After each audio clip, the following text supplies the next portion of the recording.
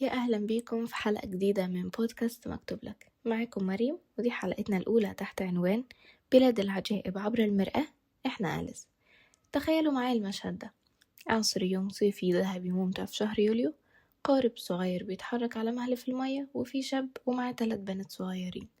البنات بفضول وإلحاح الأطفال بيطلبوا منه يحكي لهم حدوتة، وواحدة فيهم بتشترط صراحة إن القصة يكون فيها عبث أو حاجات ملهاش أي منطق عشان يرضيهم. الشاب ده اللي هو كاتبنا لويس كارول بيبدأ يرتجل أحداث غريبة وعجيبة، بطلتها طفلة على اسم واحدة من البنات اللي معاه في القارب، واللي هو أليس.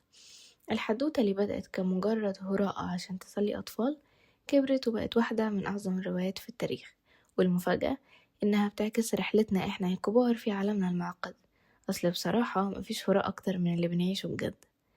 القصة بتبدأ بأليس وهي قاعدة زهقانة على الشط، لحد ما بتلمح أرنب أبيض مطلع ساعة من جيبه وعمال يقول بلهفة: يا خبر هتأخر.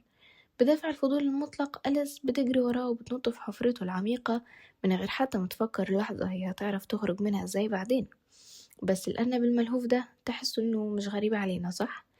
ده بيفكرنا بثقافة الركض المستمر أو الهاسل كالتشر. كلنا بقينا شبهه، بنجري طول الوقت عشان نلحق الشغل والقطر اللي بيفوتنا. والأعجب من كده في الجزء التاني من الرواية، أليس بتلاقي نفسها بتجري بأقصى سرعة وهي ماسكة إيد الملكة الحمراء، وفي الآخر تكتشف إنهم لسه في نفس المكان. ولما بتسألها باستنكار، الملكة بترد وتقول لها إن في البلد دي لازم تجري بكل سرعتك عشان تفضلي بس في مكانك، أما لو عايزة توصلي لمكان تاني لازم تجري بضعف السرعة دي. تقريبا كلنا حسينا إن ده مش خيال، ده أعظم وأدق وصف لضغطة الحياة والمرتبات اللي بتخلص يوم 5 في الشهر، وإحنا بنجري بس عشان نفضل في نفس مستوانا. ومع كل الجري ده والتوهة، طبيعي جدا إن صوابتنا تتهز ونمر بأزمة هوية. أليس فجأة لقت نفسها بتكبر وتصغر وحجمها بيتغير، فحاولت تتمسك بأي بديهيات اتربت عليها، وبدأت تسمع لنفسها جدول الضرب عشان تثبت لنفسها إن عقلها لسه سليم. بس الصدمة إن حتى لغة الأرقام خانتها، ولقت نفسها بتقول 4 في 5 ب12، و4 في 6 ب13. ولما قابلت اليرقة اللي بتدخن وسألتها بصرامة: انتي مين؟ أليس ردت بتوهة شبه توهة العشرينات بتاعتنا كده، وقالت لها إنها ببساطة ما بقتش عارفة، هي بس عارفة مين اللي صحيت من النوم الصبح، بس هي اتغيرت كذا مرة من ساعتها. ولأن المصايب ما بتجيش فرادى، هويتها المرنة دي خلت حمامة تهاجمها وتقنعها إنها تعبان لمجرد إنها بتاكل بيض. منطق عظيم بيفكرنا بالناس اللي بتلزق لنا تيكتس وتصنفنا بناء على أي تصرف عابر بنعمله.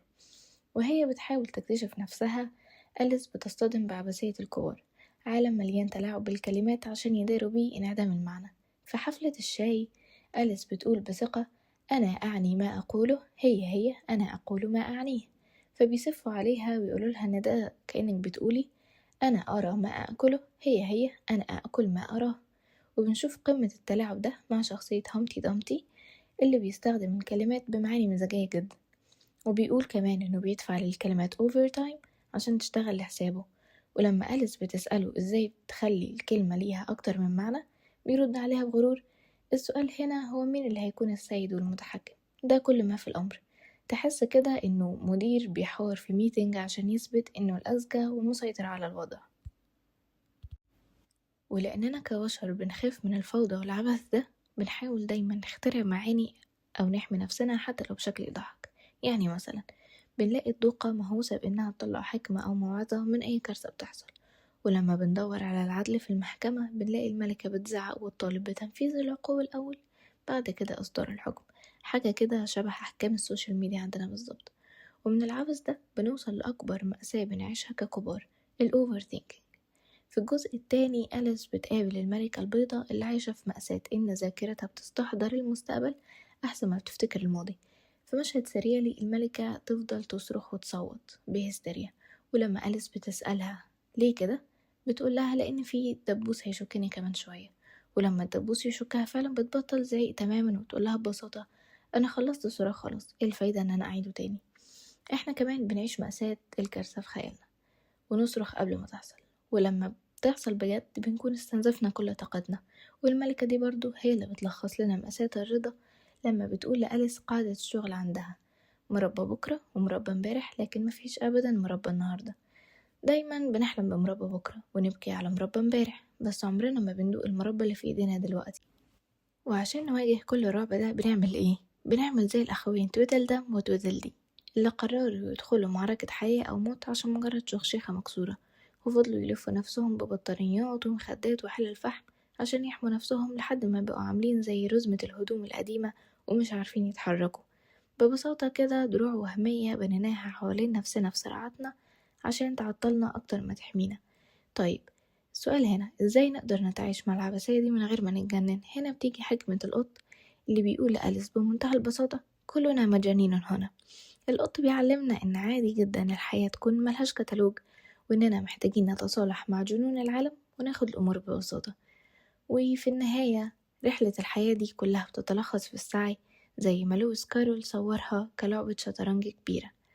أليس بتبدأ كبيدق صغير في المربع التاني، وهدفها إنها تكافح وتوصل للمربع التامن عشان تترقى وتبقى ملكة. وبعد كل التخبطات دي أليس بتنط للمربع الأخير وبتتفاجئ فعلا بوجود تاج ذهبي على راسها. وزي ما أليس علمتنا، الفضول هو دايما الباب لأي تجربة بتبني شخصيتنا. بلاش نجري بأقصى سرعتنا ونستنزف نفسنا بس عشان نفضل مكاننا. وياريت ما نخليش حد يتلاعب بينا بكلماته لمجرد انه بيحاول يثبت انه الباص. كمان ما نخلقش معارك وهمية نلبس فيها حلل وبطانيات تعطل حركتنا. وبلاش نصرخ من وجع الدبوس قبل ما يشكنا ونعيش سجن القلق بكرة. والأهم من ده كله نستمتع بمربى النهاردة ونتصالح مع جنون الرحلة وعبثيتها، لأننا في النهاية وبعد كل مربعات الشطرنج اللي هنمشيها هنوصل لتاجنا ونسختنا اللي نستحقها إن شاء الله. وهنا خلصت حلقتنا، وياريت لو في اقتراحات أو أي كتب تانية تحبوا نتكلم عنها تكتبوها لي في الكومنتس. وشكرا ليكم.